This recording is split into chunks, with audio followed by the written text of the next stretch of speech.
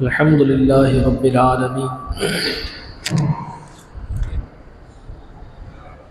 والعاقبة للمتقين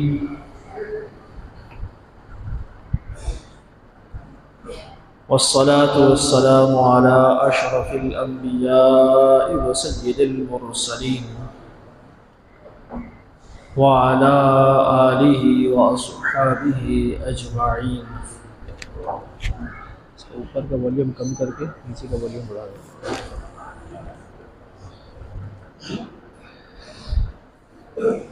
اما بعد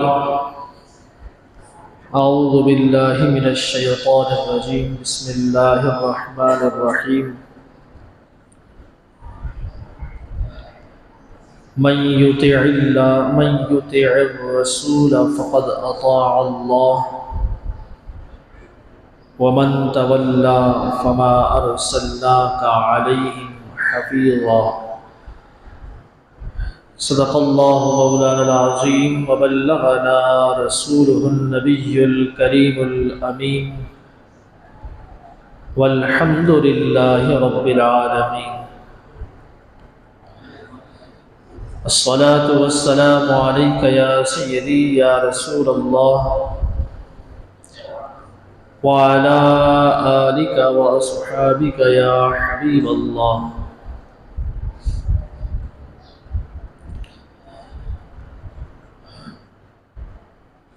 اللہ رب العزت جل وعلا کی حمد و ثنا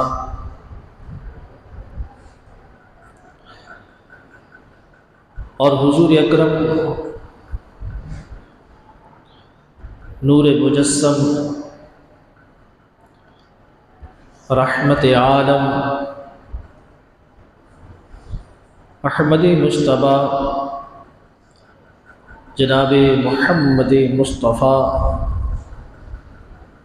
خاتم الانبیاء والمرسلین کی بارگاہ اقدس میں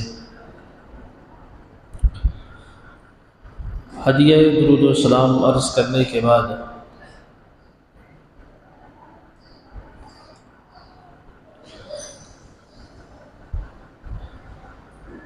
آج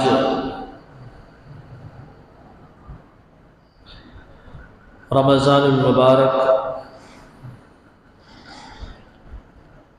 1444 کا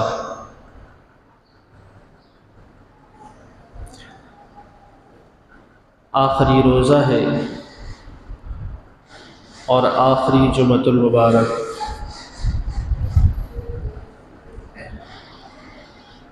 جسے عرف عام میں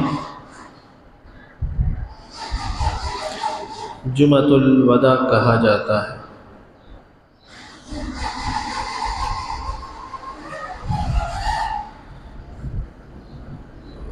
اللہ رب العزت کا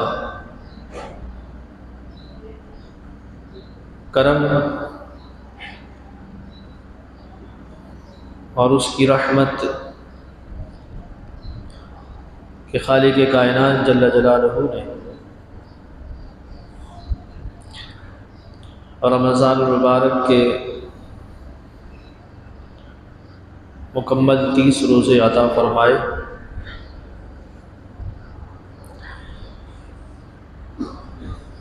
دعا ہے اللہ رب العزت ہمیں آئندہ بھی اپنی زندگیوں میں رمضان المبارک کی یہ بہاریں دیکھنا نصیب ہوں.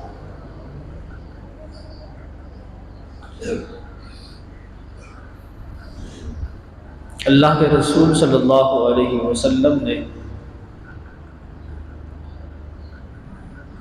اس ماہ مبارکہ کے بارے میں ارشاد فرمایا کہ اولہ رحمت، کہ اس کے پہلے جو 10 دن ہیں وہ رحمت کے ہیں. وَأَوْسَطُهُ مَغْفِرَةٌ، اور اس کے جو درمیانی 10 دن ہیں وہ مغفرت کے ہیں. وَآخِرُهُ عِتْقٌ مِّنَ النِّيرَانِ، اور اس کے جو آخری 10 دن ہیں یہ جہنم سے آزادی کے دن ہے۔ ویسے تو اللہ رب العزت کی رحمت پورے ماہ صیام میں اترتی ہے۔ اللہ رب العزت پورے ماہ صیام میں ہی بندوں کی مغفرت کا فرما رہا ہے، اور ماہ رمضان مبارک بندوں کے لیے جہنم سے آزادی کا مہینہ ہے، لیکن اللہ تعالی کے رسول صلی اللہ علیہ وسلم نے خصوصیت کے ساتھ اس ماہ مبارکہ کے 3 حصے بیان فرمائے۔ پہلا رحمت کا، کہ گویا کہ شروع کے 10 دنوں میں جو خاص رحمت رب ذوالجلال اپنے بندوں پہ خاص طریقے سے رحمت فرماتا ہے، وہ انداز بعد کے 10 دنوں میں نہیں۔ رحمت تو سارا مہینہ ہے، لیکن جو ایک خاص رحمت جس کو اللہ کے رسول نے جس کی طرف اشارہ فرمایا ہے، وہ شروع کے 10 دنوں کو ہی حاصل۔ ویسے تو سارا مہینہ ہی مغفرت کا ہے، لیکن جو خاص اللہ کی بارگاہ سے مغفرت پانے والے ہیں اور مغفرت کے لیے کوشش کرنے والے ہیں، بلاؤ یا عرفات کو بلاؤ، تو وہ خاص مغفرتیں جن کی طرف اللہ کے رسول نے ارشاد فرمایا ہے، اسے درمیانی عشرے کے ساتھ خاص کیا گیا ہے۔ اور اسی طرح ویسے تو سارا ماہ صیام ہی جہنم سے آزادی کا مہینہ ہے، لیکن جو کثرت کے ساتھ خاص طور پر اللہ تعالیٰ اپنے بندوں کو جہنم سے آزادی عطا فرماتا ہے، وہ رمضان المبارک کے آخری عشرے میں ہے۔ یہ ماہ صیام، ماہ عظیم، ماہ مبارکہ، اس کے اختتامی لمحات ہیں۔ اللہ رب العزت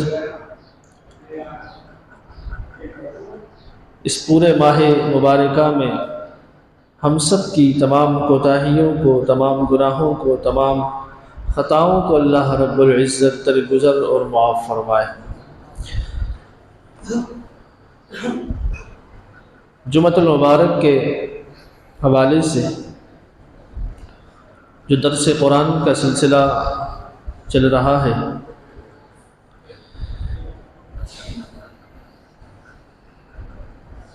قرآن مجید فرقان حمید کی سورہ نساء 5واں سپارہ تسلسل کے ساتھ ہر جمعے کو لفظ بلفظ بیان کیا جا رہا ہے۔ گزشتہ جمعۃ المبارک میں سورہ نساء کی آیت نمبر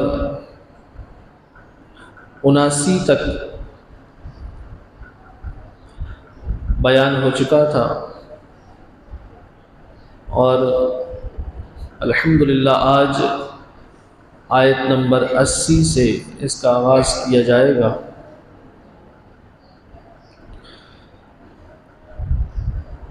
گزشتہ جمعۃ المبارک میں اللہ رب العزت نے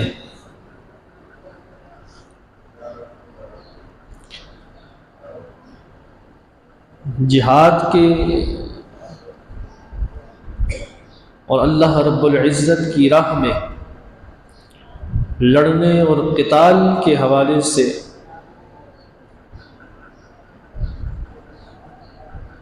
اپنے بندوں کو مخاطب کیا،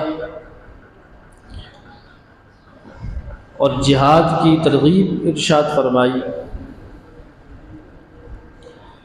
اور جو اس عمل جہاد سے بھاگنے والے، جی چرانے والے اور حیلے بہانے کرنے والے ہیں، ان کی اللہ رب العزت نے مذمت فرمائی۔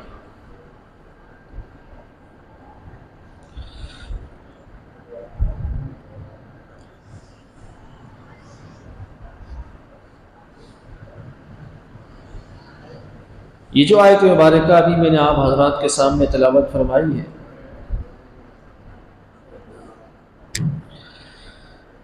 اس آیت مبارکہ میں اللہ رب العزت نے ارشاد فرمایا، من یطع الرسول،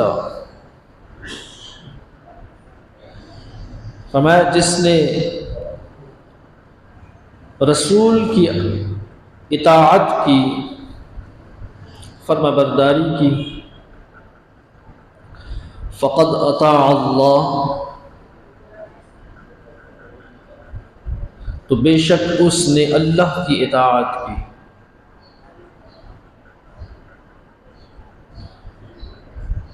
ومن تولی فما ارسلناک علیہم حفیظا، اور فرمایا جس نے رسول کی اطاعت سے منہ پھیر لیا، پیٹھ پھیر لی اور اطاعت کا انکار کر دیا، تو اللہ تعالی نے فرمایا فما ارسلناک علیہم حفیظا، تو ہم نے آپ کو اس شخص کا نگران بنا کر بھیجا ہی نہیں، یعنی جس نے آپ کی اطاعت سے انکار کیا، جس نے آپ کی اطاعت سے منہ پھیر لیا یا پیٹھ پھیر لی، تو گویا اللہ تعالی نے آپ کو اس کی طرف نگران بنایا ہی نہیں اور رسول بنایا ہی نہیں، اور جس نے آپ کی اطاعت کی، یعنی رسول اللہ صلی اللہ علیہ وسلم کی اطاعت کی، تو گویا اس نے اللہ کی اطاعت کی۔ اس لیے کہ گزشتہ جو آیات بینات گزری ہیں، اس میں اللہ تعالی نے منافقین کا تذکرہ فرمایا۔ ایک تو یہ ہے کہ کھلا مشرک ہے، کھلا کفر کرنے والا ہے، جیسے یہود ہیں، عیسائی ہیں، یہ تو کھلے کافر ہیں۔ لیکن منافق جو ہے وہ اسلام کے قریب تر آ کر اسلام سے دور چلا گیا، یعنی زبان سے ظاہری طور پر اس نے کلمہ پڑھا، مسلمانوں کے ساتھ اٹھا بیٹھا، مسلمانوں کے ساتھ رہا، اور مسلمانوں کے ساتھ رہنے کے باوجود بھی قلبی طور پر اسلام کا مخالف ہی رہا، اسلام کا مخالف ہے۔ اور جن کی پیچھے اللہ تعالی نے کئی نشانیاں بیان فرمائی کہ اللہ رب العزت نے فرمایا کہ جب ان کو جہاد کا حکم دو تو یہ اس سے ہیلے بہانے کرتے ہیں، اس سے منہ پھیرتے ہیں، اور مسلمان جب اللہ کی راہ میں جہاد کے لیے نکل پڑتے ہیں تو یہ پیچھے رہ کر یہ کہتے ہیں کہ ہم پر تو اللہ تعالی کا انعام ہو گیا کہ ہم یہاں لڑنے کے لیے نہیں گئے۔ یہ منافقین کا انداز تھا۔ اور جب مسلمان فتح حاصل کر کے واپس آتے مال غنیمت لے کر واپس آتے تو پھر یہ کہتے کہ اے کاش کہ ہم تمہارے ساتھ اس جنگ میں اگر جاتے تو تم سے زیادہ نفع اور تم سے زیادہ مال حاصل کر کے کامیابی حاصل کر کے آتے. یعنی یہ منافق کی نشانی ہے کہ جب وقت ہو تو اس وقت منہ پھیر لے، جب وقت پڑے تو اس وقت پیٹھ دکھا دے، اور جب معاملہ کسی میں نقصان میں چلا جائے تو یہ کہیں کہ جناب اللہ نے ہمیں بچا لیا، اور جب معاملہ کسی نفع کے طرف چلا جائے تو پھر اپنی بڑائی بیان کرتے نہ تھکے. تو یہ انداز اللہ رب العزت نے منافقوں کا بیان فرمایا ہے کہ پہلے کچھ بعد میں کچھ، اندر سے کچھ ظاہراً کچھ.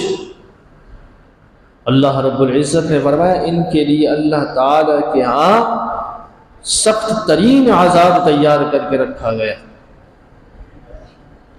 اور ولا تظلمون فتیلا، اللہ تعالیٰ نے فرمایا اللہ تعالیٰ تم پر ایک دھاگے کے برابر بھی ظلم نہیں کرے گا. تم جیسا کرو گے اللہ تعالیٰ ویسا تمہارے ساتھ برتاؤ کرے گا. اچھا کرو گے اللہ تعالیٰ تمہیں پورا پورا اجر دے گا اس کا، اور اگر کوئی برا کرے گا تو اس کو عذاب چکھنا پڑے گا، عذاب سہنا پڑے گا. تو یہ منافقین جو ہیں جہاد کے معاملے میں، چونکہ جہاد میں جانی نقصان بھی اور مالی نقصان بھی انسان کا دونوں طرح سے ہوتا ہے کہ جان بھی جا سکتی ہے، مال بھی جو ہے وہ جا سکتا ہے. تو منافق نماز پڑھنے تو آتا تھا، منافق روزہ تو رکھتا تھا، منافق لوگوں کے ساتھ مسجد میں تو حاضر ہوتا تھا، لیکن عملی طور پر جب قربانی کا وقت آیا تو سب سے پہلے پیٹھ منافقوں نے پھیری تھی. سب سے پہلے جو انکار کرنے والے تھے وہ منافقین ہی تھے، اور جن کے بارے میں اللہ تعالی نے یہاں بڑی وضاحت کے ساتھ بیان فرمایا. اللہ تعالی نے فرمایا جب ان پر جہاد کو فرض کیا گیا تو انہوں نے کیا کہا کہ اگر اللہ تعالی ہمیں تھوڑا سا مہلت دیتا، لولا اخرتنا، کیوں نہ ہمیں اللہ تعالی کچھ وقت دیتا، کچھ تھوڑی مہلت دیتا، ہم مالی طور پر جانی طور پر اپنے آپ کو مضبوط کرتے اور پھر ہم دشمن سے لڑتے. یعنی یہ ان کا ایک بھیلا بہانہ تھا، ان کو جہاد کرنا ہی نہیں تھا. اللہ تعالی نے فرمایا یہ بہانہ بناتے ہیں اور یہ کہتے ہیں کہ اللہ تعالی نے ہمیں وقت کیوں نہیں دیا، تھوڑا مہلت دیتا، وقت دیتا. لیکن اللہ رب العزت نے فرمایا کہ یہ جس چیز کی وجہ سے جہاد سے بھاگ رہے ہیں کہ ہماری کہیں جان نہ چلی جائے، ہمارا مال کہیں نہ چلا جائے، تو اس کے بارے میں اللہ نے فرمایا کل متاع الدنیا قلیل. اے محبوب آپ ان سے کہہ دیجئے جس مال کی، جس جان کی بچانے کی غرض سے تم جہاد سے انکار کرتے ہو، یہ بہت تھوڑی سی چیز ہے، بہت تھوڑی سی. اور یہ صرف فقط چند دنوں کی بات ہے، اور اس کے بعد تو پھر اللہ رب العزت کے ہاں حاضر ہر ایک نے ہونا ہے.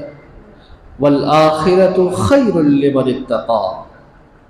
اللہ نے فرمایا کہ اللہ سے ڈرنے والوں کے لیے بہترین جو ہے وہ آخرت ہے. آخرت، دنیا تو کتنے سال کی ہوگی، چند سالوں میں ختم. لیکن آخرت ہمیشہ کی ہے، آخرت میں ہمیشگی ہے۔ تو اللہ رب العزت نے ان منافقوں کی مذمت فرمائی کہ جو جہاد سے بھاگنے والے تھے، جہاد کا انکار کرنے والے تھے اور حیلے بہانے کرنے والے تھے، ان کی رب ذوالجلال نے مذمت فرمائی۔ اور پھر انہوں نے ایک بہانہ یہ بھی کیا کہ کسی بھی معاملے میں جب ان کو کوئی نفع پہنچتا، اللہ تعالی نے فرمایا کہ جب کوئی اچھائی ان کو پہنچتی تھی، فائدہ پہنچتا تھا، تو کہتے تھے کہ یہ ہمارے رب کی طرف سے ہم پر کرم ہے، انعام ہے۔ اور جب کوئی نقصان ہو جاتا، کوئی تکلیف پہنچ جاتی، کوئی ان کو پریشانیاں لاحق ہو جاتی، اللہ نے فرمایا کہ وَإِن تُصِبْهُمْ سَيِّئَةٌ يَقُولُ هَٰذِهِ مِنْ عِنْدِكَ، جب ان کو کوئی پریشانی یا برائی پہنچتی تو کہتے کہ اے رسول یہ آپ کی وجہ سے ہمیں پہنچی ہے۔ یہ منافقوں کا انداز تھا، یعنی کوئی اچھائی نفع پہنچتا تو کہتے یہ تو اللہ تعالیٰ نے ہم پر کرم کر دیا، اللہ تعالیٰ کی طرف سے ہم پہ انعام ہو گیا۔ اور برائی پہنچتی، نقصان پہنچتا تو کہتے کہ اے رسول ہم نے تمہارا کہا مانا ہے، اس لیے ہمیں یہ نقصان ہوا ہے۔ یہ منافقوں کا انداز تھا، لیکن اللہ تعالیٰ نے آگے اس کا جواب دیا، فرمایا کل من عند اللہ، اے محبوب آپ ان سے کہہ دیجئے کہ جو کچھ تمہیں پہنچتا ہے، چاہے نفع ہے یا نقصان، اچھائی ہے یا برائی، یہ سب اللہ کی طرف سے ہے، یہ سب اللہ کی طرف سے ہے۔ اور ان ساری باتوں کو بیان کرنے کے بعد اللہ تعالی نے پھر یہ فرمایا کہ من یطع الرسول فقد اطاع اللہ، کہ جس نے رسول کی پیروی کی، جس نے اللہ کے رسول کی اطاعت کی، جس نے اللہ کے رسول کی فرما برداری کی، تو بے شک اس نے اللہ کی فرما برداری کی، اس نے اللہ کی اطاعت کی۔ اس لیے کہ منافقوں کا دعویٰ کیا تھا؟ کیا دعویٰ تھا؟ وَإِن تُصِبْهُمْ حَسَنَةٌ يَقُولُ هَٰذِهِ مِنْ عِنْدِ اللَّهِ، اللہ نے فرمایا جب ان کو کوئی اچھائی پہنچتی تو کہتے هَٰذِهِ مِنْ عِنْدِ اللَّهِ، یہ کس کی طرف سے ہے؟ اللہ کی طرف سے ہے۔ وَإِن تُصِبْهُمْ سَيِّئَةٌ، اور جب ان کو کوئی برائی یا نقصان ہوتا تھا، کوئی تکلیف پہنچتی تھی، یقولو، تو وہ کہتے تھے هَٰذِهِ مِنْ عِنْدِكَ، کہ اے رسول یہ کس کی طرف سے ہے؟ آپ کی طرف سے، یہ آپ کی وجہ سے ہے۔ تو اللہ تعالی نے ان کے اس دعوے کو ہی رد کر دیا، فرمایا اللہ رب العزت کی جو تم اطاعت اور فرما برداری اور اللہ تعالی سے جو تعلق کا جو تم یہ دم بھر رہے ہو کہ اللہ ہم پر مہربان ہے، ہمیں نفع دیتا ہے، اور رسول ہمارے لیے نقصان کا معاذ اللہ باعث بن رہے ہیں، تو اللہ تعالی نے فرمایا نہ، اللہ تعالی نفع بھی اس کو دیتا ہے کہ جو اللہ کے رسول کا مطیع و فرما بردار ہو نہ۔ اس لیے اللہ نے فرمایا کہ جو اللہ کی اطاعت کی خواہش رکھتا ہے تو اسے اللہ کے رسول کی اطاعت کرنی پڑے گی۔ کوئی بھی انسان رسول اللہ صلی اللہ علیہ وسلم کے در کو، حضور کو چھوڑ کر اللہ رب العزت کی بارگاہ میں نہیں پہنچ سکتا، قطعا نہیں، ایسا ممکن نہیں کہ جو سرکار دو عالم صلی اللہ علیہ وسلم کی ذات اقدس کو، آپ کی شان اقدس کو، آپ کی عظمت اور آپ کی بزرگی، آپ کی رسالت، آپ کی نبوت اور آپ کی عظمت و شان کو درگزر کر کے اللہ رب العزت کی شان و عظمت کو بیان کرے اور اللہ تعالی کی محبت اور اللہ تعالی کی رحمت کا امیدوار بنے، ایسا ممکن نہیں ہے، اس کو مل نہیں سکتی، چاہے وہ صبح و شام ہی اللہ کی بارگاہ میں سجدے میں کیوں نہ پڑا رہے، لیکن اگر اللہ کے رسول کا مطیع اور فرمانبردار اور وفادار نہیں ہے تو رب ذوالجلال کی نظر رحمت قطعاً اس کی طرف متوجہ نہیں ہو سکتی، نہیں۔ اس لیے اللہ تعالی نے یہ گزشتہ پیچھے جو 2-3 جمعے پہلے یہ بیان ہوا تھا کہ جو منافقوں کا انداز جو اللہ رب العزت نے بیان فرمایا کہ حضرت عمر رضی اللہ تعالی عنہ نے جس منافق کو قتل کر دیا تھا، جس نے رسول اللہ صلی اللہ علیہ وسلم کے حکم کو ماننے سے انکار کیا، حضرت عمر نے اس کو قتل کر دیا۔ جب قتل کیا تو اس کے جو قبیلے والے تھے، رشتہ دار تھے، برادری والے تھے، انہوں نے معاملہ کیا اور حضور علیہ الصلوۃ والسلام کی بارگاہ میں حاضر آئے اور یہ ڈھونگ کرنے لگے کہ عمر نے ہمارے بھائی کو قتل کر دیا ہے، عمر نے ایک مسلمان کو قتل کر دیا ہے، لہذا اے اللہ کے رسول آپ عمر سے قصاص لیں، عمر سے ہمارا بدلہ لیں۔ تو اللہ تعالی نے اس وقت بھی جو ان کو انداز اور طریقہ رب ذوالجلال نے فرمایا تھا کہ اللہ نے فرمایا کہ اے محبوب آپ ان سے کہیے، ان منافقوں سے کہیے یہ یہاں آ کے شور اور معاملہ مچا رہے ہیں آپ کے پاس، یہ پہلے کیوں نہیں آئے؟ یہ پہلے کیوں نہیں آئے؟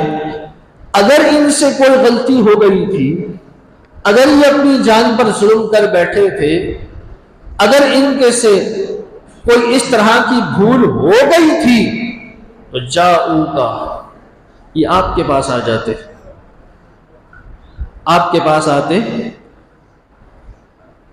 اور آپ کے پاس آنے کے بعد اللہ رب العزت سے استغفار کرتے، توبہ کرتے، اور اے محبوب پھر آپ بھی ان کی استغفار چاہتے، ان کی توبہ قبول کرنا چاہتے، اللہ کی بارگاہ میں ان کی سفارش کرتے تو لوجد اللہ توابا رحیما، تو یہ اللہ کو ضرور توبہ قبول کرنے والا پا لیتے، لیکن آپ کے پاس آتے، آپ کے پاس۔ اور اگر آپ کے پاس نہیں آئے تو پھر جو حضرت عمر نے فیصلہ کیا ہے وہ بالکل صحیح کیا ہے، بالکل صحیح۔ اور پھر اللہ تعالی نے آگے اس کی وضاحت بیان فرمائی، اللہ تعالی نے فرمایا کہ اے محبوب یہ لوگ جب تک اپنے ہر معاملے میں آپ کو اپنا حکم اور فیصلہ کرنے والا نہیں مان لیتے، یہ اس وقت تک مومن نہیں ہو سکتے، مومن نہیں ہو سکتے۔ ہر معاملے میں، ہر مسئلے میں جب تک آپ کے حکم کو یہ ترجیح نہیں دیں گے، یہ اس وقت تک مومن نہیں ہو سکتے۔ اور پھر صرف حکم جو فیصلہ آپ کر دیں، پھر اس فیصلے اور حکم کے خلاف بولنا تو دور کی بات ہے، دل میں ذرا سا برا خیال بھی نہیں آنا چاہیے۔ جو فیصلہ اللہ کے رسول نے کر دیا اس کے خلاف اگر کسی کے دل میں بھی برائی آئی، دل میں بھی خیال آیا کہ جناب یہ فیصلہ درست نہیں ہے، یہ فیصلہ ایسے نہیں ایسے ہونا چاہیے، اللہ تعالی نے فرمایا اس کا بھی ایمان مکمل نہیں ہے، وہ بھی مومن کامل نہیں ہے۔ اس لیے اللہ رب العزت نے فرمایا کہ جو اللہ تعالی کی طرف اپنے نفع اور اپنی اچھائی کی نسبت کرتے ہیں اور برائی کی نسبت اللہ کے رسول کی طرف کرتے ہیں، وہ یہ بات اپنے پلو سے اپنے ذہنوں میں بٹھا لیں کہ اللہ تعالی نفع اسی کو دیتا ہے کہ جو اللہ کے رسول کا مطیع و فرمانبردار ہو۔ اللہ تعالیٰ کے رسول کی اطاعت کرنے والا ہے، اور جو ان سے ہٹ کر اللہ کی طرف جانے والا ہے تو پھر قطعاً وہ اللہ رب العزت کو نہیں پانے والا، نہیں پانے والا۔ منافقوں کو یہی انداز بیان کیا نا اللہ تعالیٰ نے کہ وہ اللہ تعالیٰ کی تو عظمت کو مان رہے تھے، اللہ تعالیٰ کی طرف سے انعام کا تو دعویٰ کر رہے تھے، لیکن اللہ کے رسول پر معاذ اللہ الزام تراشی کر رہے تھے۔ تو اللہ تعالیٰ نے تو ٹوک فیصلہ کر دیا کہ اگر اللہ تعالیٰ کی اطاعت، اگر تم چاہتے ہو کہ تم اللہ کی اطاعت کرو تو اللہ کے رسول کی پیروی کر لو۔ اللہ تعالیٰ نے اللہ کے رسول کی پیروی اور اطاعت میں ہی اپنی اطاعت رکھی ہے، اللہ کے رسول کی فرما برداری میں ہی اللہ تعالیٰ نے اپنی فرما برداری رکھی ہے، اور یہ بات گارنٹی شدہ ہے، یہ بات طے شدہ ہے کہ جس نے اللہ رب العزت کے محبوب جناب محمد رسول اللہ صلی اللہ علیہ وسلم کی فرما برداری اور آپ کی اطاعت اور آپ کے ساتھ وفاداری کر لی تو پھر اس کو اللہ تعالی سے وفاداری اور اللہ تعالی کی اطاعت کا ڈھنڈورا پیٹنے کی ضرورت نہیں پڑے گی، رب ذوالجلال پھر خود اس کی طرف متوجہ ہو جائے گا۔ لیکن قرآن کی روح سے جو اللہ کے رسول کو درگزر کر دے معاذ اللہ کے رسول صلی اللہ علیہ وسلم کو معاذ اللہ ثانوی حیثیت دے دے اور یہ چاہے کہ میں رب کی بارگاہ کا مقرب بن جاؤں، قطعاً نہیں بن سکتا، قطعاً نہیں بن سکتا۔ اور یہ بعض لوگوں میں یہ خرابی ہے، بعض لوگوں میں یہ خرابی ہے، اور وہ کیا ہے کہ وہ اللہ تعالی کی توحید بیان کرنے میں، اللہ تعالی کی توحید بیان کرنے میں وہ مقام رسالت کو ہی معاذ اللہ گرا دیتے ہیں، گرا دیتے ہیں۔ اور دعویٰ کیا ہوتا ہے؟ ہم اللہ کی محبت میں یہ بات کہہ رہے ہیں۔ یاد رکھو، اللہ تعالی کی محبت تمہیں اس وقت تک قطعاً نہیں مل سکتی جب تک تم رسول اللہ صلی اللہ علیہ وسلم کو دنیا و ما فیہا سے سب سے زیادہ محبوب نہ جان لو، قطعاً نہیں مل سکتی۔ یہودیوں کا یہی تو دعویٰ تھا، عیسائیوں کا یہی تو دعویٰ تھا۔ صحابہ کرام علیہم رضوان مدینہ منورہ میں عیسائی کہا کرتے تھے حضور کے صحابہ سے کہ ہم تو عیسیٰ علیہ السلام کے ماننے والے ہیں، اور عیسیٰ معاذ اللہ اللہ کے بیٹے ہیں، اللہ کے بیٹے ہیں، تو ہم تو معاذ اللہ اللہ کے بیٹے کے ماننے والے ہیں، تو اللہ تو ہم سے زیادہ محبت کرتا ہے اور ہم اللہ سے زیادہ محبت کرتے ہیں۔ یہ عیسائیوں کا دعویٰ تھا۔ ہم کس کے ماننے والے ہیں؟ اللہ کے بیٹے کے۔ اور جب ہم اللہ کے بیٹے کے ماننے والے ہیں تو پھر اللہ سے ہم زیادہ قریب ہیں تمہارے مقابلے میں، اور اللہ ہم سے زیادہ محبت کرتا ہے تم سے۔ سرکار دو عالم صلی اللہ علیہ وسلم کی بارگاہ میں جب یہ بات پہنچی تو اللہ تعالی نے حضرت جبریل کو بھیجا، اور حضرت جبریل علیہ السلام قرآن مجید فرقان حمید کی وہ آیت مبارکہ لے کر نازل ہوئے کہ اللہ تعالی نے فرمایا قل ان کنتم تحبون اللہ، فرمایا اے محبوب آپ ان سے کہہ دیجئے، یہ جو دعویٰ کرتے ہیں نا کہ ہم اللہ کے زیادہ قریب ہیں، ہم معاذ اللہ اللہ کے بیٹے کے ماننے والے ہیں تو اللہ ہم سے محبت کرنے والا ہے، ہم اللہ سے زیادہ محبت کرنے والے ہیں۔ فرمایا اے محبوب قل ان کنتم، ان سے کہہ دیجئے تحبون اللہ، اگر تم اللہ سے محبت کرنا چاہتے ہو، اللہ کے محبوب بننا چاہتے ہو، اللہ کی محبت کا دعویٰ کرتے ہو، فاتبعونی، تو اے محبوب آپ ان سے کہیے کہ یہ آپ کی پیروی کریں، آپ کی اطاعت کریں، یہ آپ سے محبت کریں، یہ آپ کے پیچھے چلیں، آپ کے حکم کو یہ ترجیح دیں۔ اور جب یہ آپ کی اطاعت کریں گے، آپ سے محبت کریں گے، آپ کی فرمانبرداری کریں گے، تو پھر ان کو زمانے میں اللہ تعالی سے محبت کا ڈھڈورا پیٹنے کی ضرورت نہیں پڑے گی، یحببکم اللہ، اللہ خود ان سے محبت کرنے لگے گا۔ پھر ضرورت نہیں پڑے گی کہ آپ گلی گلی جا کر یہ کہیں کہ جناب ہم توحید کے علم بردار ہیں، پھر آپ کو گلی گلی جا کر اس بات کا ثبوت دینے کی کوئی ضرورت نہیں پڑے گی کہ ہم اللہ سے محبت کرنے والے ہیں، ہم اللہ کی بات کرنے والے ہیں، ہم اللہ تعالی کے راہ میں چلنے والے ہیں، ہم اللہ رب العزت کے راہ کے سپاہی ہیں۔ پھر تمہیں کسی کو بتانے کی ضرورت نہیں، پھر رب تم بندوں کو بتا رہا ہوگا کہ یہ میری راہ میں چلنے والا ہے، پھر رب بندوں کو یہ بتا رہا ہوگا کہ یہ میرا محبوب ہے، پھر رب بندوں کو بتا رہا ہوگا کہ یہ میری بارگاہ کا مقرب ہے۔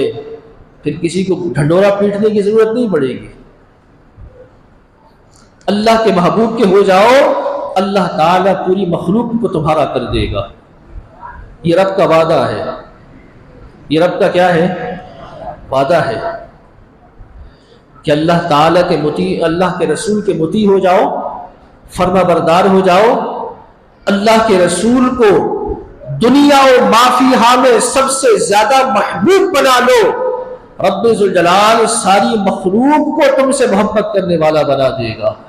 اللہ تعالیٰ نے فرمایا ان الذین آمنوا وعملوا الصالحات، بے شک وہ لوگ جو ایمان لائے اور اعمال صالحہ کرنے والے ہیں، ساری زندگی اللہ اور اس کے رسول سے وفاداری کرنے والے ہیں، ساری زندگی اللہ اور اس کے رسول کے حکم پر زندگی گزارنے والے ہیں، سَيَجْعَلُ لَهُمُ الرَّحْمَنُ وُدًّا، اللہ نے فرمایا ان قریب رحمان یعنی اللہ بندوں کے دلوں میں ان کی محبت کو پیدا فرما دے گا۔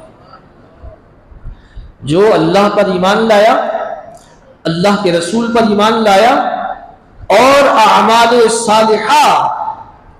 صالحہ مطلب رسول اللہ صلی اللہ علیہ وسلم کا فرما بردار اور مطیع رہا، اور جس نے اللہ کے رسول کی فرما برداری اور اطاعت کر لی، گویا اس نے اللہ کی اطاعت کر لی، تو وہ صالح ہو گیا، وہ مومن صالح ہو گیا۔ اور جب بندہ اس کمال درجے پر پہنچ جائے گا تو پھر اللہ تعالیٰ فرماتا ہے سَيَجْعَلُ لَهُمُ الرَّحْمَنُ وُدًّا، پھر ان قریب اسے ضرورت نہیں پڑے گی کہ لوگوں سے کہو کہ مجھ سے محبت کرے، بلکہ اللہ تعالیٰ بندوں کے دلوں میں خود ہی ان کی محبت پیدا فرما دے گا، خود محبت پیدا فرما دے گا۔ یہ جتنے بزرگان دین، اولیاء کاملین دنیا میں گزرے ہیں، شروع سے لے کر آج تک، کسی کو 500 سال ہو گئے، کسی کو 1000 سال ہو گئے، کسی کو 800 سال ہو گئے، کسی کو 300-400 سال ہو گئے، لیکن آج بھی لوگوں کے دلوں میں ان کی محبت زندہ ہے یا نہیں ہے؟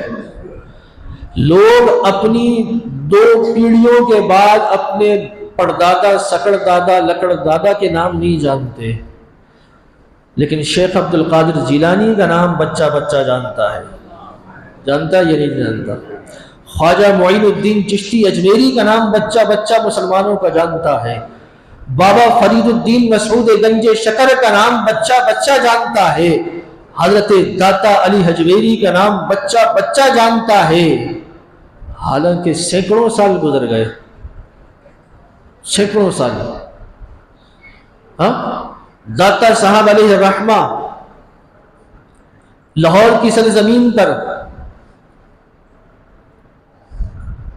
975 یا 76 سال 975 سال 76 سال پہلے حضرت داتا صاحب کا وصال ہوا، یعنی تقریباً 1000 سال پہلے۔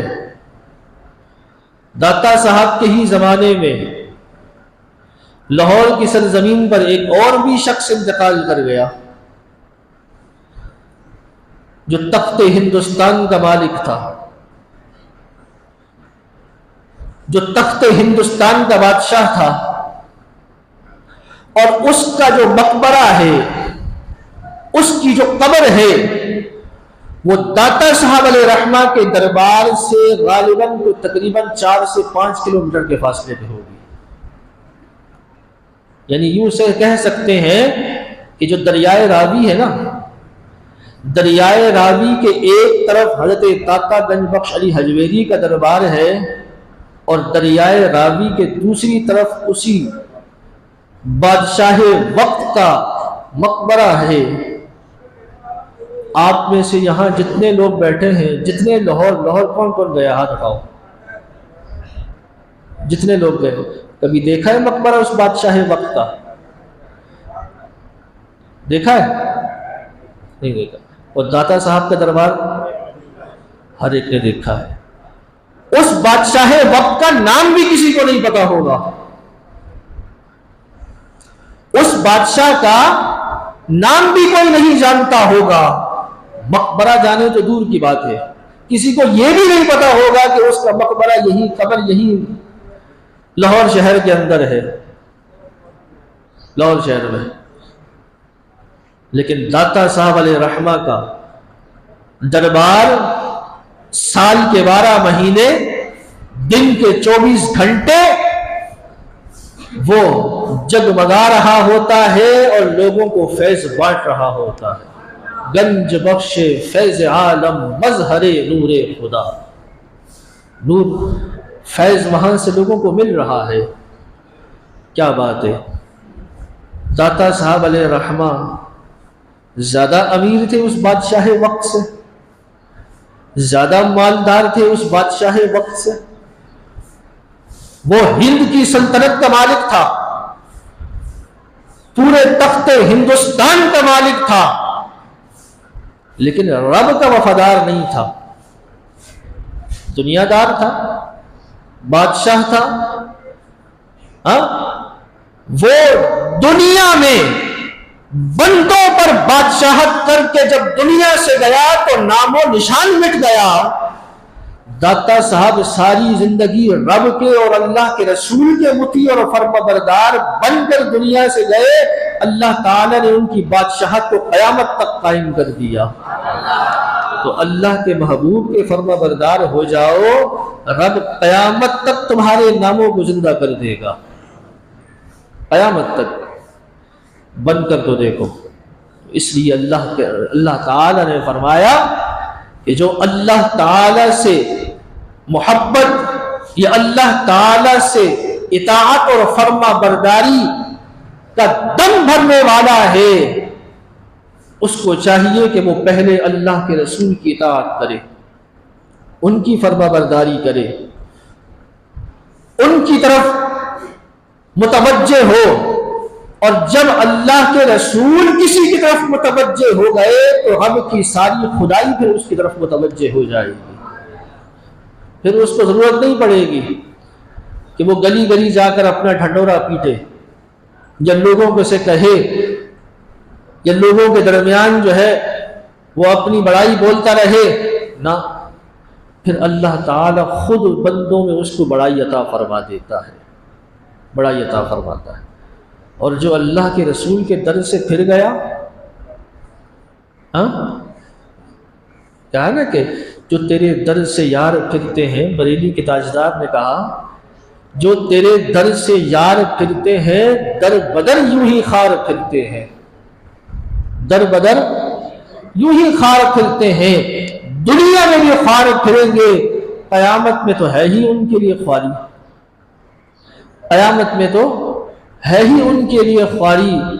تو رب کے مطیع اور فرما بردار اگر بننا ہے تو اللہ کے رسول کے فرما بردار بننا پڑے گا، اس کی اطاعت کرنی پڑے گی، اس کی پیروی کرنی پڑے گی، اور یہی اللہ رب العزت کا پیغام ہے اپنے بندوں کے لیے، بندوں کے لیے۔ قرآن مجید فرقان حمید میں اللہ تعالی نے بہت سے احکامات، بہت سے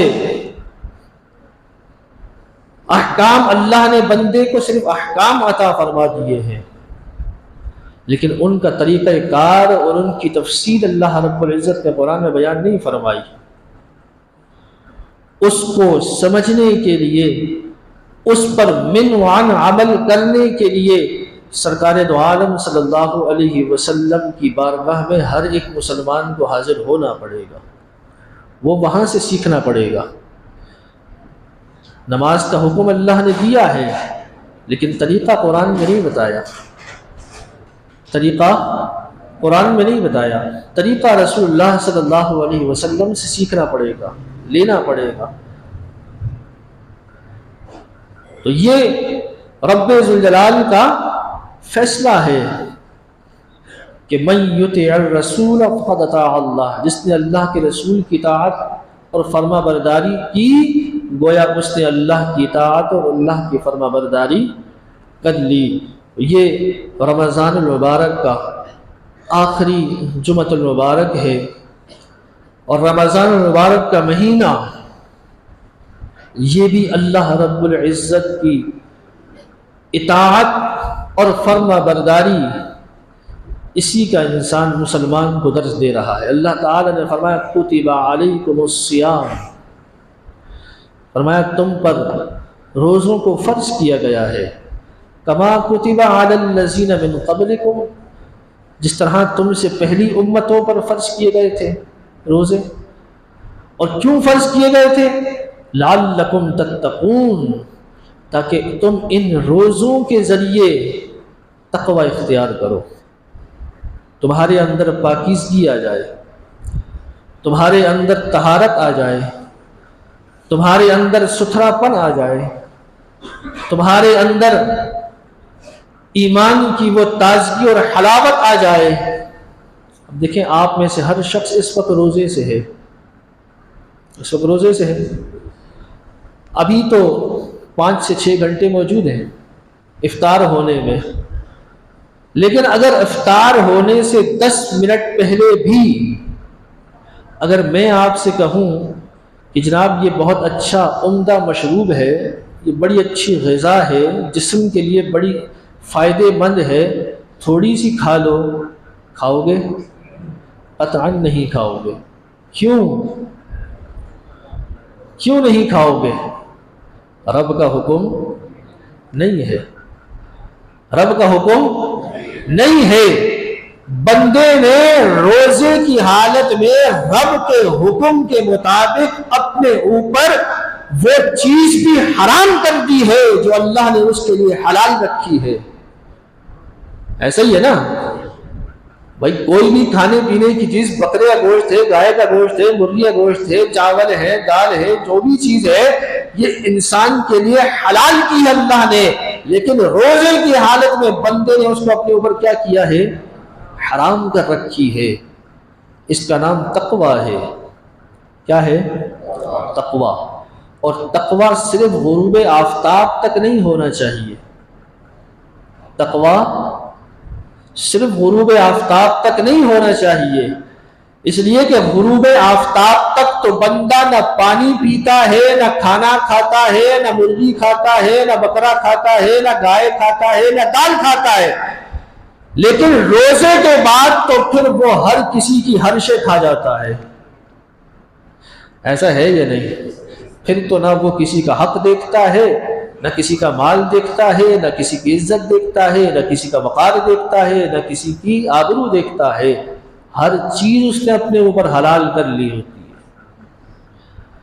تقویٰ اس چیز کا نام نہیں ہے، تقویٰ اس چیز کا نام نہیں۔ اگر یہی طرز عمل رہا تو پھر میں وہی بات دہراؤں گا جو میں نے پچھلے جمعے کہی تھی کہ یہ رسم بن گئی ہے یا نہیں۔ اللہ نے روزے فرض کیے کیوں؟ تاکہ بندہ ان روزوں کی ذریعے تقویٰ پرہیزگاری اختیار کر لے۔ گویا کہ اللہ تعالیٰ یہ طلوع آفتاب سے لے کر غروب آفتاب تک بندے کو پریکٹس کروا رہا ہے،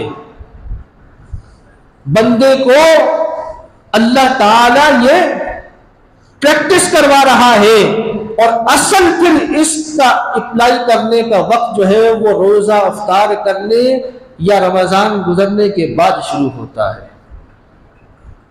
گویا روزے کا پیغام یہی ہے نا اللہ تعالیٰ کی طرف سے کہ جس طرح تم نے طلوع آفتاب سے غروب آفتاب تک اپنے نفس کو ہر برے کام سے، ہر بری چیز سے اور ہر حلال چیز سے بھی اپنے آپ کو روک کے رکھا ہے، گویا روزے کا، رمضان کا پیغام یہی ہے کہ رمضان گزرنے کے بعد اپنے نفس کو، اپنی ذات کو ہر اس چیز سے روک کے رکھو جس سے اللہ تعالیٰ نے رکنے کا حکم فرما دیا ہے۔ یہ روزے کا پیغام ہے، یہی رمضان کا مقصد ہے۔ اور اگر ایسا نہیں تو پھر فقط یہ رسم رہ گئی، رسم رہ گئی۔ وہ ہمارے والد صاحب کہتے تھے کہ علم کتابوں میں رہ گیا ہے اور مسلمان قبروں میں۔ علم کتابوں تک رہ گیا اور مسلمان قبروں میں۔ اب تو رسم و رواج ہی باقی ہے، رسم و رواج۔ اس لیے کہ جو ظاہراً نظر آتا ہے پھر انسان اسی پر بات کرے گا نا۔ بعض لوگ یہ بھی بات کہتے ہیں کہ جناب آپ کسی کے دل چیر کے تھوڑی دیکھ رہے ہو کہ اس کے دل میں کیا ہے۔ میرے بھائی دل تو تب چیر کے دیکھے نا کہ جو ظاہری انسان کا عمل درست ہو۔ جب ظاہراً ہی پتہ چل رہا ہے کہ لوگوں میں اس چیز کی کتنی اہمیت ہے اور کتنی نہیں، تو پھر دل چیر کے دیکھنے کی کیا ضرورت ہے یا نہیں؟ رمضان آتے ہی مسجدیں فل ہوتی ہیں یا نہیں ہوتی؟ اور رمضان جاتے ہی وہی 3-4 صفوں پر نوبت آتی ہے۔ تو گویا یہ کہا جا سکتا ہے کہ لوگوں نے عبادت کا بھی موسم بنایا ہے کہ رمضان آئے گا تو عبادت کی جائے گی، اور رمضان جائے گا تو پھر وہی پرانی روش، وہی پرانا انداز۔ تو اس لیے کہ رسم بن گئی یا نہیں بن گئی؟ رسم بن گئی تو رسم نہیں بنانی ہے۔ اسلام تو انسان کے لیے ایک مکمل ضابطۂ حیات ہے، اور ضابطۂ حیات اس وقت تک ہوتا ہے جب تک انسان کے اندر حیاتی باقی ہے، اور جب حیاتی ختم تو پھر وہ ضابطہ بھی ختم، پھر اس سے شریعت کے سارے احکام بھی اٹھ گئے۔ تو جو فرائض، جو احکام رمضان میں بندے کے لیے عمل کے طور پر ہے وہ رمضان کے بعد بھی ہے۔ نماز رمضان میں نہیں صرف فرض، رمضان کے بعد بھی فرض ہے۔ جھوٹ سے بچنا صرف رمضان میں نہیں، رمضان کے بعد بھی فرض ہے۔ کسی کو دھوکہ دینے سے بچنا یہ صرف رمضان میں نہیں، رمضان کے بعد بھی فرض ہے۔ کسی کی حق تلفی نہ کرنا صرف رمضان نہیں، رمضان کے بعد بھی فرض ہے۔ کسی کے ساتھ خیر خواہی کرنا صرف رمضان نہیں، رمضان کے بعد بھی انسان پر فرض ہے۔ اپنے اوپر تقوی کا اظہار کرنا یہ صرف رمضان نہیں ہے، اس کے بعد بھی انسان کے لیے ہے کہ وہ اپنے جو ہے وہ تقوی کا متقی بن کر رہے، اپنا عمل ایسا بنائے۔ اور اگر نہیں بنائیں گے تو بات پھر ناراض نہ ہوا کریں کہ میں جب کہتا ہوں کہ یہ رسم ہے، یہ رسم ہے یا نہیں؟ میں نے پچھلے جمعے کہا تھا نا کہ لوگوں کو عجلت بہت ہوتی ہے۔ اب آپ بتائیں کہ جنہوں نے پچھلے جمعے کو الوداع منایا تھا وہ آج کیا کریں گے؟ سوال ہے نا ہمارا بھی بعض لوگوں کو میری بات ہو سکتا ہے وہ بری بھی لگی ہوگی کہ جناب امام صاحب جو ہے وہ کوئی جمعۃ الوداع کے مخالف ہے. نہ بھائی، میں مخالف نہیں ہوں، میں مخالف نہیں ہوں. اعلیٰ حضرت امام اہل سنت نے جو فتویٰ میں نے پڑھ کر پچھلے ہفتے سنایا تھا جمعے کو، اس میں اعلیٰ حضرت نے یہ بھی لکھا ہے کہ کوئی اچھی نیت سے اگر الوداع پڑھتا ہے یا رمضان کو الوداع کہتا ہے تو یہ اس کے لیے بہتر مستحب بھی ہے، لیکن نیت اچھی ہونی چاہیے نا. نیت کیا ہو؟ اچھی ہو. اور نیت انسان کی اچھی اس کے عمل سے پتہ لگتا ہے. انما الاعمال بالنیات، ٹھیک ہے نا.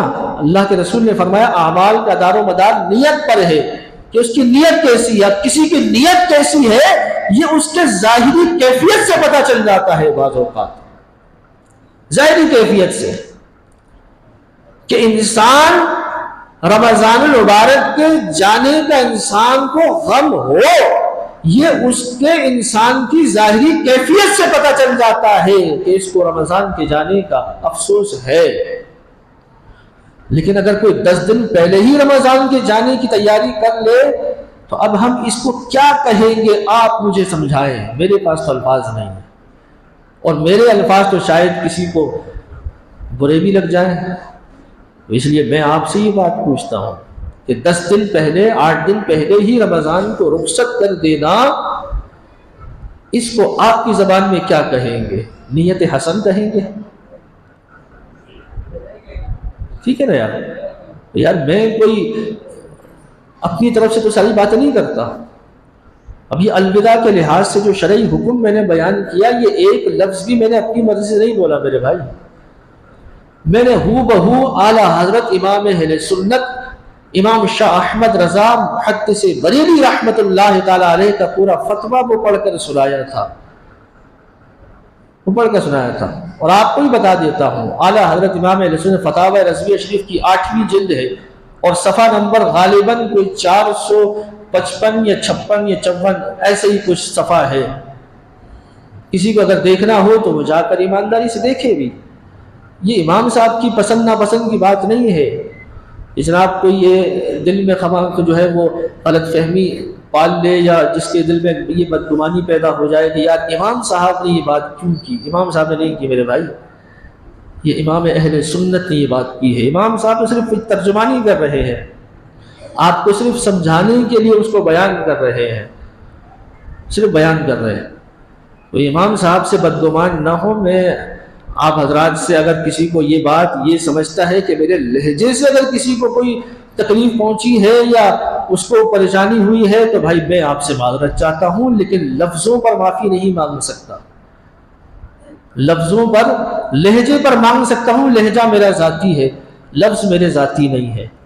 لفظ امام اہل سنت کے ہے. اعلیٰ حضرت امام اہل سنت سے کسی نے پوچھا کہ اگر الوداع کو کوئی شخص اہتمام کرتا ہے اور ایک شخص وہ اہتمام نہیں کرتا تو جو اہتمام کر رہا ہے اس کے لیے کیا حکم ہے، اور جو نہیں کر رہا کیا اس کو جو ہے وہ عتاب ہوگا، اس کے ساتھ باس پرس ہوگی؟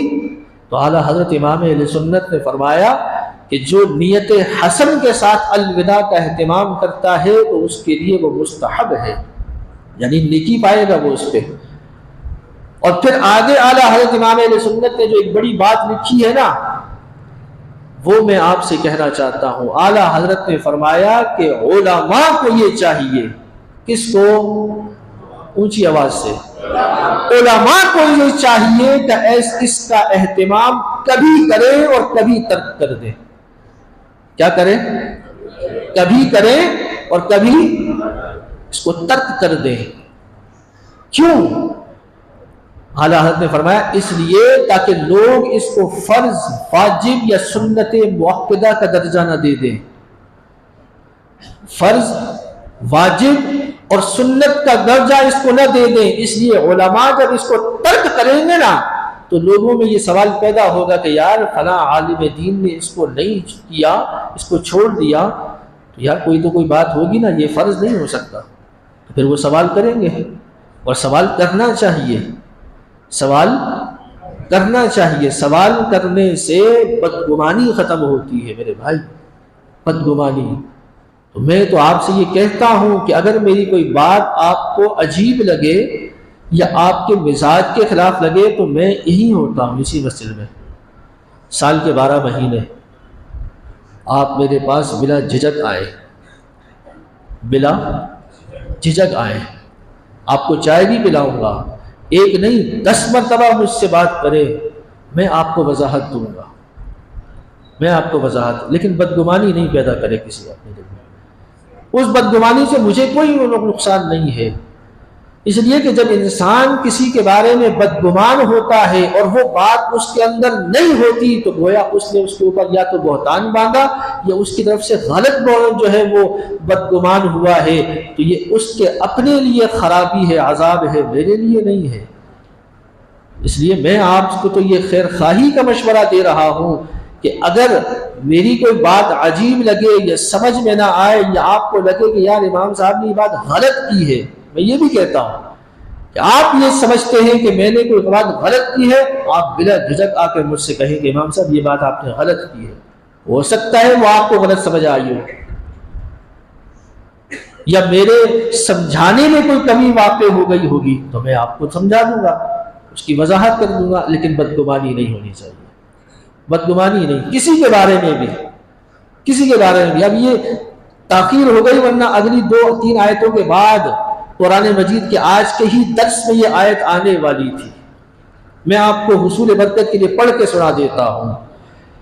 اللہ تعالیٰ نے فرمایا وَإِذَا جَاءَهُمْ أَمْرٌ مِّنَ الْأَمْنِ أَوِ الْخَوْفِ، اللہ نے فرمایا اور جب ان کے پاس امن یا خوف کی کوئی خبر آتی ہے، یعنی کوئی بھی خبر یہ کہیں سے سنتے ہیں، اذاعوا بہ، تو یہ اس کو کیا کرتے ہیں، لوگوں میں اڑا دیتے ہیں، پھیلا دیتے ہیں، اس کی تصدیق نہیں کرتے، اس کی تحقیق نہیں کرتے، اس کی جو ہے وہ تہ تک نہیں جاتے، بلکہ صرف سنی اور سن کر ان کو یہ بات چاہے وہ امن کے لحاظ سے یعنی اچھی بات ہو یا خوف کے لحاظ سے کوئی بری بات ہو، اس کو فوراً پھیلا دیں گے، فوراً پھیلا دیتے ہیں۔ یہ نہیں دیکھتے کہ اس بات کے پھیلانے میں نفع ہے یا نقصان ہے، اپنا یا دوسرے کا۔ یہ نہیں دیکھتے کہ یہ بات سچی بھی ہے یا غلط ہے، تصدیق نہیں کرتے، لیکن اللہ تعالیٰ نے آگے طریقہ بتایا، فرمایا اگر کسی کے پاس اس طرح کی کوئی خبر بندے کے پاس آئے بھی تو وہ کیا کرے، فرمایا وَلَوْ رَدُّوهُ إِلَى الرَّسُولِ، تو اس کو چاہیے کہ وہ ایسی خبر سب سے پہلے اللہ کے رسول کے پاس لے جائے۔ اس کے پاس، اللہ کے رسول کے پاس، اور جب اللہ کے رسول موجود دنیا میں تو انہی کا حق زیادہ ہے کہ ہر بات کی تصدیق ان سے کی جائے، اور جب اللہ کے رسول دنیا سے تشریف لے جائیں تو پھر بندہ کہاں جائے؟ اس کا بھی اللہ تعالی نے فرمایا وَإِلَىٰ أُولِي الْأَمْرِ مِنْهُمْ، پھر تم میں جو صاحب علم، صاحب امر ہیں ان کے پاس یہ بات لے جاؤ، جو زیادہ علم رکھتے ہیں، تم میں جو زیادہ سمجھدار ہیں، جو تم میں زیادہ تجربے کار ہیں، ان کے پاس کہ پہلے یہ بات لے جاؤ، لوگوں میں مت پھیلاؤ، لوگوں کے سامنے مت گاؤ۔ کوئی بات ایسی جو تمہیں سمجھ نہ آتی ہو یا تمہیں جو ہے وہ ایسی بات لگے کہ جو نئی ہے یا کوئی انتشار والی ہے، پہلے اولو الامر یعنی علم والوں کے پاس، امر والوں کے پاس لے جاؤ۔ آگے کیا ہے؟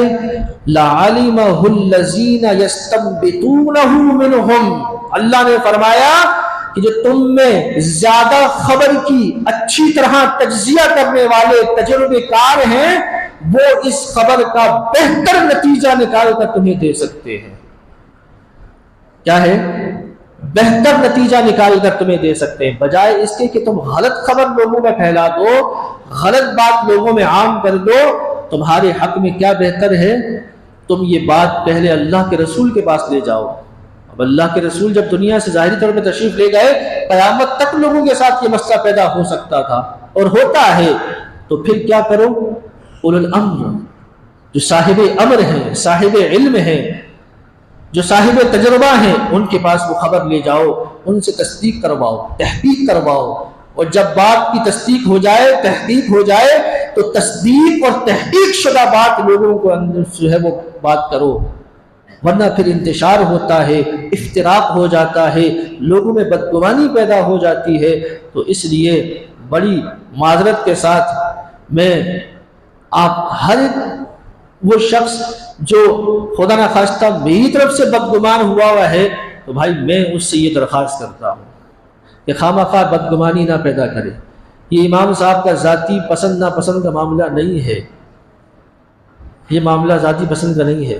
میری ذاتی پسند کا ہوتا تو اور بھی دو چار باتیں ہیں، لیکن وہ میں نے کرنی ہی نہیں ہے، اس لیے کہ وہ میری ذات سے ریلیٹیو ہے، اس لیے وہ بات نہیں کروں گا۔ لیکن جو یہ والی بات ہے نا، اس کے بارے میں بدگمانی نہ کریں، اس لیے کہ یہ پھر آپ کے لیے نقصان دہ ہو سکتی ہے۔ جو ہے اس میں آپ سے نہیں کہہ رہا، وہ لوگ، تو اس لیے یہ بدگمانی نہ پیدا کریں۔ اور دوسری بات یہ کہ بھائی 10 منٹ اوپر ہو گئے ہیں، لیکن 1 منٹ کی بات جو میرے لیے ضروری ہے۔